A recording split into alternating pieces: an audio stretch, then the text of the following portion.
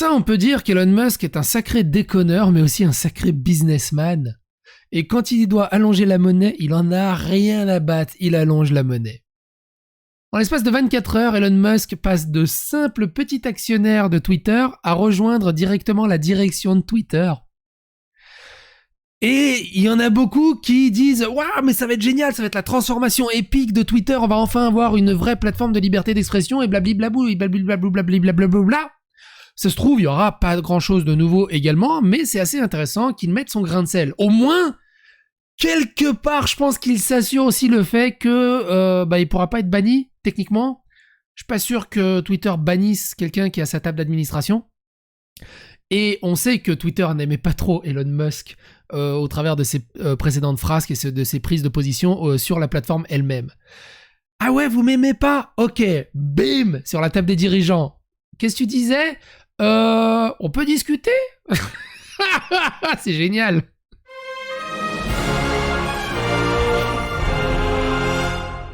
Souvenez-vous, on en avait parlé dans cette vidéo-là, Elon Musk versus Twitter versus la liberté d'expression. Elon Musk fait un sondage sur Twitter demandant si, d'après vous, Twitter respecte rigoureusement la liberté d'expression. 2 millions de votants qui ont voté, 30% d'entre eux sont d'accord que Twitter respecte rigoureusement la liberté d'expression. 30%, c'est énorme. Tu te dis, mais comment c'est possible qu'ils soient aussi aveugles, les mecs ?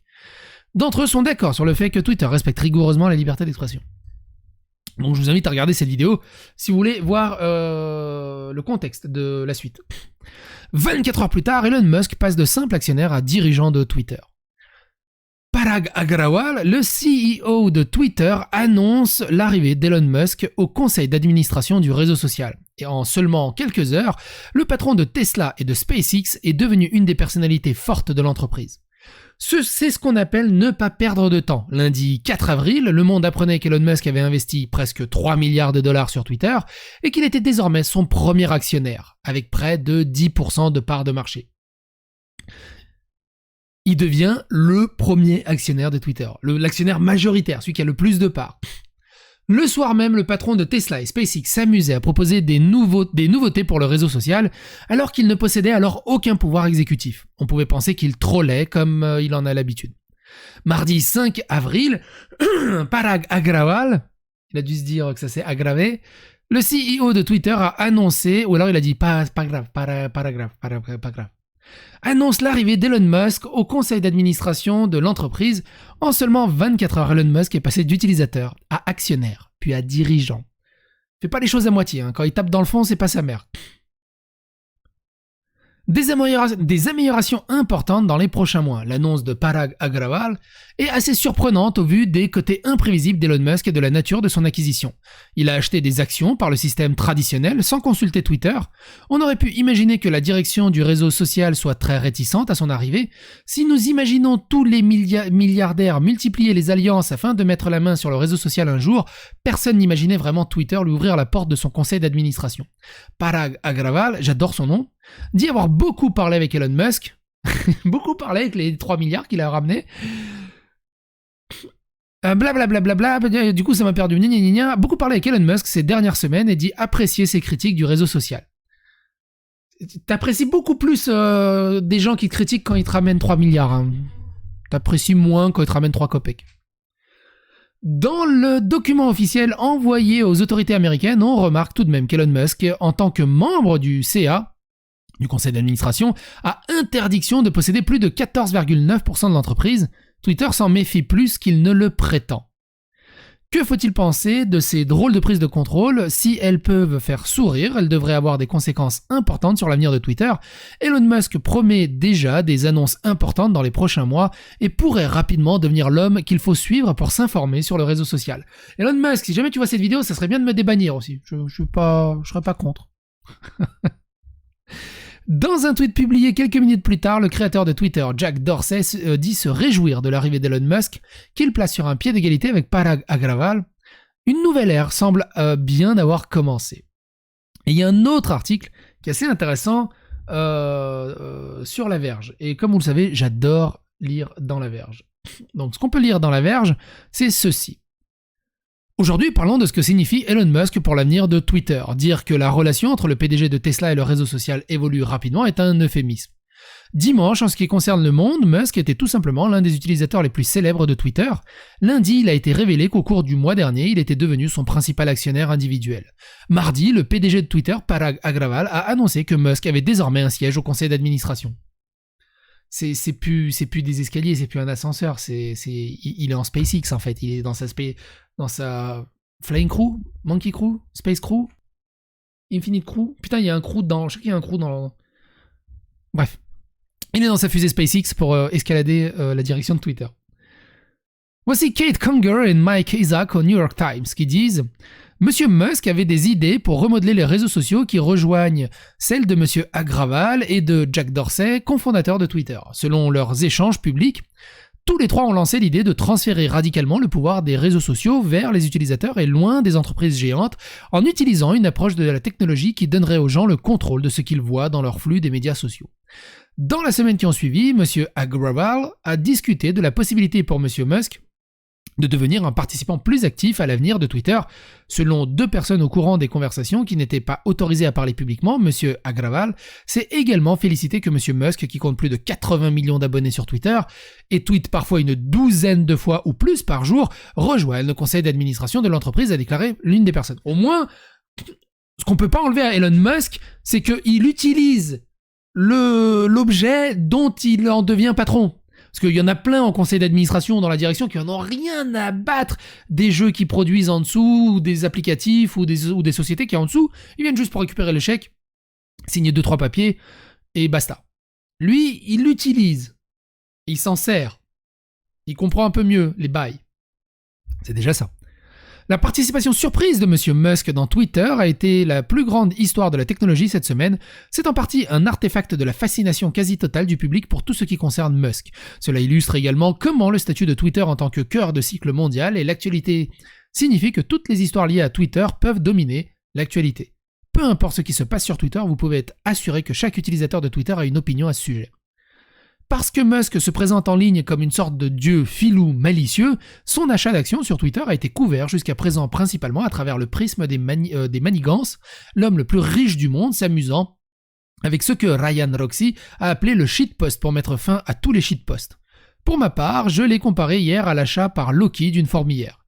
Et certainement, le comportement de Musk en ligne au cours des 2 derniers jours n'a pas fait grand-chose pour suggérer que sa mise représente autre chose que les bouffonneries d'un farceur. Son premier commentaire officiel sur l'achat de presque 3 milliards de dollars a été « Hey, salut, lol !» C'est quand même la classe.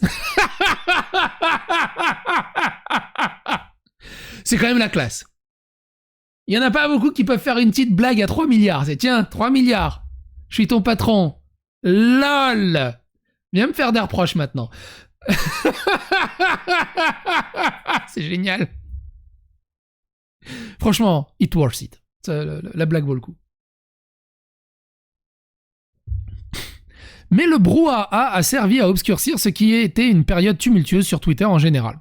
Cela fait à peine 4 mois que Dorsey a quitté Twitter de manière inattendue après une campagne de groupe d'investisseurs activistes, Elliott Management Corp. Elliott avait pris une participation de 4% dans l'entreprise en 2020 et avait décidé de remplacer Dorsey en raison de la stagnation du cours de l'action de l'entreprise et faible croissance des utilisateurs. Elliott a quitté le conseil d'administration un peu plus d'1 an plus tard, apparemment satisfait des progrès de Twitter, mais comme condition de départ, il avait fixé des objectifs ambitieux pour l'entreprise de Dorsey qui n'était pas prêt d'atteindre, augmenter sa base d'utilisateurs de 100 millions de personnes, accélérer la croissance des revenus et gagner de la part de marché en tant qu'annonceur numérique. Lorsque Dorsey a quitté Twitter, il semblait clair que la pression pour atteindre ses objectifs faisait partie de la raison. Et qu'est-ce que ça donne envie d'aller sur Twitter quand tu vois qu'il serre les boulons au maximum et qu'il n'y a plus aucune liberté d'expression et que même si tu parles de Juno, tu te fais bannir. C'est pas comme ça que vous allez augmenter votre cheptel.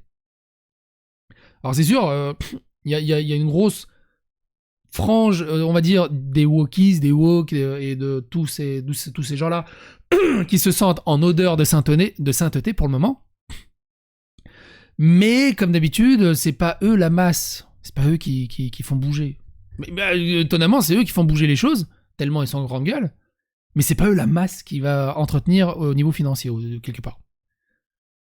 Ces objectifs relèvent désormais de la responsabilité d'Agrawal, Et au cours des premiers mois de son mandat, il y a eu peu de signes de la manière dont il entend les atteindre. Oui, l'entreprise s'efforce de diversifier ses revenus au-delà de la publicité en ajoutant des projets d'abonnement et des outils pour les créateurs, mais il a perdu de l'argent au cours du dernier trimestre et a ajouté à peine 6 millions de nouveaux utilisateurs.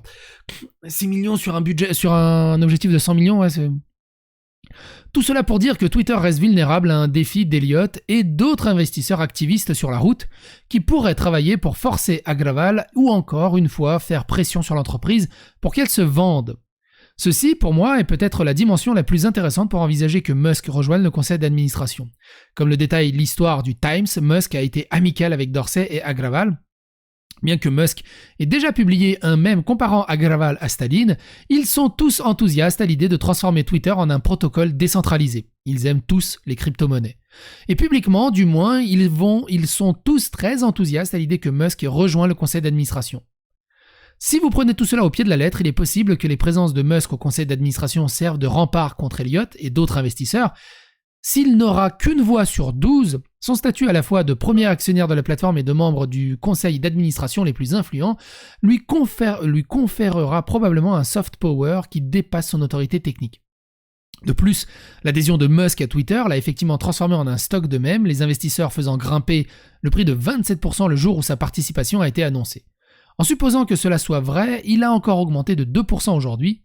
Les investisseurs activistes pourraient avoir encore plus de mal à défier le leadership d'Agrawal. C'est aussi bon pour attirer et retenir les talents, dont la rémunération est souvent liée en partie au cours de l'action.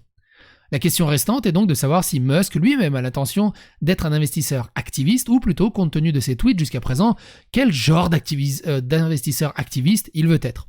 Nous savons que Musk a songé à créer un réseau social alternatif qui a moins de restrictions sur ce que les gens peuvent publier. Cela a conduit à des spéculations selon lesquelles il pourrait chercher à assouplir les politiques de modération du contenu de Twitter ou même à défendre le retour de Donald Trump sur Twitter. Nous savons également que le premier acte officiel de Musk en tant que membre du conseil d'administration de Twitter a été de demander à ses 80 millions de followers si Twitter devait avoir un bouton d'édition.